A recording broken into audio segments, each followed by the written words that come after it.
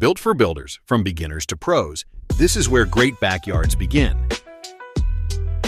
Welcome to the Ultimate Deck Podcast, your source for backyard building tips, product breakdowns, and pro advice from the front lines of the industry. Here are your hosts, Shane Chapman and Wade Laurent. Hey, everybody, it's Wade and Shane with the Ultimate Deck Podcast. Another episode of helping you with your deck questions.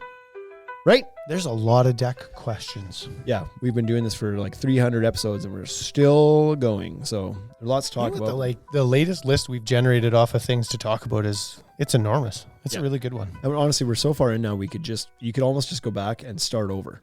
We could like go to episode 1, be like, what did we talk about there? Because it's been 6-7 years. That would be like watching Happy Gilmore 1. Have you watched 2? Of course I did. You did? Yeah. Did you enjoy it as much? No. Yeah, you know what? Like, I don't think you ever can enjoy a sequel as much as you enjoy the original. I don't think you can.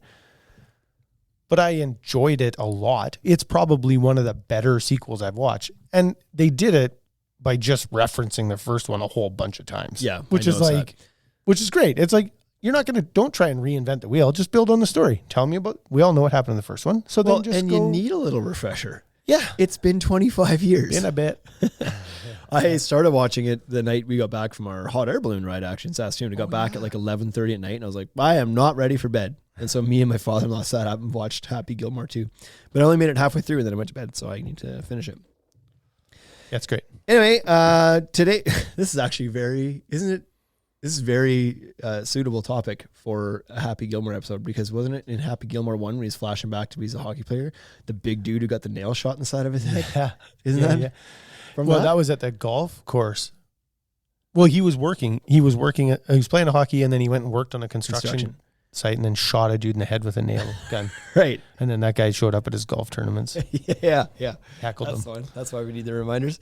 So unironically, we are talking about framing, fasteners, nails, and screws. Nails and screws. What's the answer, Shane? What should you do? I'll bet you we already have people running to their keyboards to be like, you can't use screws for framing. Happens every time. You can. I enjoy reading Facebook comments on a couple topics specifically. Joist tape. Yeah. And using screws on decks anywhere. Not that we're supposed to talk about joist tape and fasteners. We talk about that all the time. But I had like a 10-minute conversation with a guy in the store in Saskatoon the other day about the value of that. And he was like, he just wasn't having it. And I was like, of joist tape or deck coating or anything. Yeah. I was like, you can use this, like the tape that we have from Pilex, or you can use the FastenMaster deck coat, or you can use G tape. But I was like, this is a brand new deck and I think you should do this. I really think you should. And he was just like, no, I don't. I was like, let me ring it in for you. And so I rang it. It's like, whatever it was, $170. And I was like, just take the pail. And if you don't use it, bring it back. I'll return it. I don't care. But like, get home and think about this for a little bit. Yeah. And like, do some research. And he was like, fine, I'll take it, but I'm bringing it back. And I was like, that's fine. I'll be happy to return it for you. He never came back. There you go. Might have got him. I wouldn't have got that far. I would have just been like, oh, you're one of those. Yeah, I didn't. Anyways. I was trying to save him. Nails or screws? Yeah, okay. So typically in the world of framing, you are nailing everything. That's just been how it's been for decades and decades. You aren't supposed to use screws to frame things, so on and so forth. Why? So I'm trying to decide what side of the argument I want to pick here to be on. But do I have to pick the other side? Yeah. Okay. It will blow you. I mean, it comes down to the fact that screws are made for pulling things tight together and not for shear strength, essentially, is the thing. I'm trying to avoid using that word because it's so overused on Facebook. People get these arguments. People that don't even know what it means use it left and right. Oh, yeah. I see. But anyways, screws have a tendency, just in how they're made, to snap if they are like if you get one driven in halfway into a piece of lumber, you hit with your hammer, it'll snap off. A nail won't. A nail will bend. So in framing, where there are some potentially structural vibrations or racking or some movement, you don't want your fasteners that are holding the whole thing together to be breaking on you. So for that purpose, traditionally you've used nails, and nails are still completely fine. But that doesn't mean a nail stops it from moving. It just means that the nail doesn't break, right? Right. And the problem with nails is that they don't do super well at withdrawal. Like they can be pulled out. They have almost zero lateral resistance. Yeah. Right? Like if you're gonna pull something laterally, a nail that's not ideal. Yeah, and of course there's different types of nails out there, like RDox nails that people which you just don't see in framing anymore, in deck framing anymore, but you used to. But ring shank nails are an option and they do have much better holding power. I tried to pull a withdrawn versus like a smooth nail. Ring shank nail out of my hand one time, and I can tell you that they hold a lot better than you would think. Yeah. Yeah, so there are different types of nails that will do a better job of that as well. And so those are way better. Like using smooth nails in framing that's crazy. Yeah, common nail is what they're so do at least that. So most commonly, guys, like a lot of contractors are using a spiker of some sort. They're using either a pneumatic nailer from Passload or whatever, or they're using a battery-powered DeWalt or Milwaukee these days, what have you. And they're using a ring shank nail, some like a Passload nail or something. And so that's fine. It's speedy and it's absolutely the proper fastener. There are now, however, though, screws that are made for framing. So I think probably the most important thing to talk about is that when you're working with treated lumber, what your fastener is made of is the most important part. If you're going to use a nail or a nailer and you're going to spike the whole deck together, make sure it's a galvanized, hot dip galvanized nail. Yeah. That is the most important thing. Right. Whether it's RDox or common or ring shank or whatever. If you take a yellow zinc construction screw or an uncoated nail and pound it in there, you have 6 months and that's gone. Yeah. It's like it's over. The lumber just eats it, right? Yeah. The treatment on the lumber. So make sure that the nail is hot dip galvanized if you're going to use it. Ring shank is great. And then the screws, don't just use a yellow zinc screw. Use a coated screw. Yeah. So the reason why this is even a conversation is for contractors, yes, they're going to have a nail gun. They all pretty much 99% of the time, a deck builder will have a nail gun. They're comfortable with it too. That's a huge thing. Right. Yeah. Homeowners, on the other hand, DIYs are rarely going to have a nail gun. Right. And that's why this is a conversation.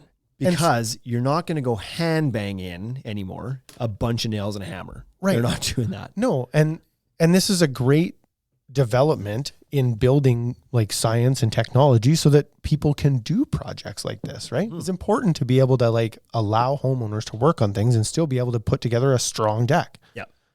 So these screws they're a code compliant framing screw. They're often called like a multi-purpose screw because they can still be used for decking or a fence or whatever else, other things. They're stronger than a regular screw. Yeah. But they're not going to snap. They'll bend a bit and not snap like a regular screw would, just a hardened steel screw. And so they've been designed and engineered and treated and whatever else for use in this application for framing and coated. So specifically, we're talking about the U2 universal screws. Yeah. I believe GRK has an equivalent screw. Yeah, we have some of those. I'm sure there's some other brands of them as well. No doubt Fastenmaster has some. Yeah. Absolutely. Yeah. Right. But they have to be, you have to look at them and they have to specifically stay designed for framing or okay for use in framing, whatever the lingo might be. But this is not just your typical coated deck screw. You're not going to the deck aisle of Lowe's and grabbing just a handful of ceramic coated brown screws. Those are not the ones that you're supposed to use. Yep. Not allowed to use. Here's my hesitation from before, and nobody follow anything I'm about to say because it's wrong. It's bad advice. I believe that most of the framing where you're using these fasteners, the fasteners aren't in shear a whole bunch. Yeah, exactly. They're all supported by hangers and they're supported by beams. Right. When you're putting your rim board on the end with a bunch of ceramic coated deck screws, I don't believe that. Is it in shear? Yes, technically the force that's in play is the rim board can be pulled down by gravity and it's on the ends of the joists. I get it. But if you're putting in 5 ceramic coated deck screws in, like it's only holding up its own weight. Okay, listen. And you also can't stand on that when the deck is finished because the railing's in place. Right. You can't get to that rim joist to stand on it. Right. So your weight, the load, ends up on the joist, which ends up on the beam, which ends up on the post, which ends up on pile. Yeah. And then you're going to put in some, like maybe you're, instead of using hurricane ties, you're doing 3 screws from your joist into your beam. Sure. I also don't think that's in shear. It's not. If anything, I think that's withdrawal, which screws are really good at. Yeah. And then you're going to put in some blocking, which again is pulling things tight, which screws do a better job of than a nail.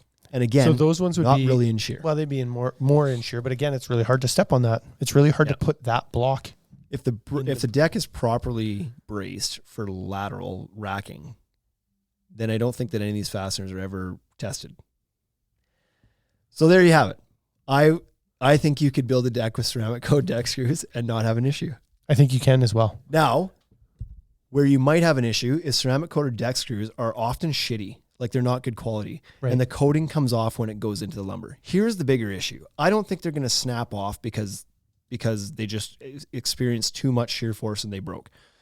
I think that over time, because the coating wears off as you drive the screw through, that raw steel can still react with the copper and the treatment, and over time it can rust. But so can the galvanized nail. I've seen hot tip galvanized nails rust. So there's my hot take. You're not supposed to use them. If you've used them, I don't think that you're in any danger of the deck falling down tomorrow. You're just not supposed to use them because they're not properly rated for that type of use. Here's the problem: is these U2 universal screws are quite a bit more money than just a standard screw. They are quite, and they're more money than the nails. They're quite a bit. So I think they're the best of the options that we've talked about. Like I think like using a framing screw is better than a nail, unless you're talking sheerly about speed. But you're getting both forces in. You're having that really tight withdrawal or like drawing power. You're holding things together really well. You've got your shear, you got lateral, you got like everything in that's fastener. And so I really like them, but they're pricey. Having used them, I just used them. I built a set of stairs actually. And I was like, well, we have one of these little sample packs here. I'm going to take one. I'm going to take a sample pack and try these things out so I can actually speak to what these things are like. Man, they're the cat's meow. Yeah. They start fast. Yes. They never have paint in the head. Yep. Right? It's like you get a coated screw. You're throwing 2 or 3 of those on the ground every time. So my in-laws' place, I built 2 decks. I built a landing and a huge ramp for them like a couple of years ago. And then I don't know what it was, a 10 by 16 deck or something like that a couple of years ago. And I made videos, which I still haven't put up, on how to build a deck. That's so good. Of course I was like, hold those. I'm not using these ceramic screws in this because people will lynch me. I'm showing you how to build a proper deck. So I use the U2 universal screws for it. Yeah. And they were great. And yeah, exactly. No issues with like, you get to use all your screws and they're really great. Yeah. I just this weekend was framing up a small stair landing coming out of the garage. And I was like, I'm not going to ask my father-in-law to pay for these expensive screws again. I'm just going to use these ceramic screws. I just use 3-inch deck screws. And I know that we switched brand. I know the screws this year are not the same as we had in the past. And I pulled out a screw this year and it was full of the first one and it was full of paint. I was like, shit. Threw it down. Under the Grabbed deck. the next one again. And I was like, I was about to change our entire purchasing on our screws after 2. You're 2 screws in.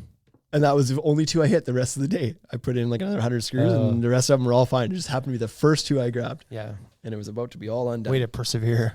I would. Yeah. So that's it. You like, if you have a spiker, use it. It's great. Where I love the spiker, if you have one, the nail gun, is building up beams. I love it. It's just so good to put a beam together with it. Yeah.